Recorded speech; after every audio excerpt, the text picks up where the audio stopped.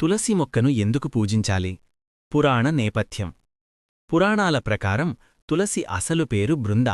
ఆమె పరమ విష్ణుభక్తురాలు మరియు జలంధరుడు అనే రాక్షసుడి భార్య.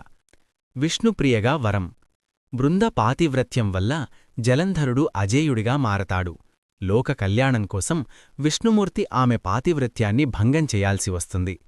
నిజం తెలుసుకున్న బృంద విష్ణువును శపించినా ఆమె భక్తికి మెచ్చిన స్వామి ఆమెను తులసి మొక్కగా భూమిపై అవతరించమని, తన పూజలో తులసి దళం తప్పనిసరి అని వరమిచ్చాడు. తులసి కళ్యాణం.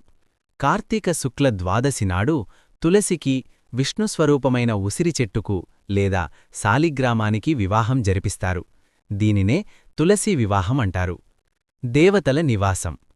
తులసి ముక్క ఉన్న చోట త్రిమూర్తులు మరియు సర్వదేవతలు నివసిస్తారని, ఆ గాలి పీల్చడం వల్ల మానసిక ప్రశాంతత లభిస్తుందని నమ్ముతారు.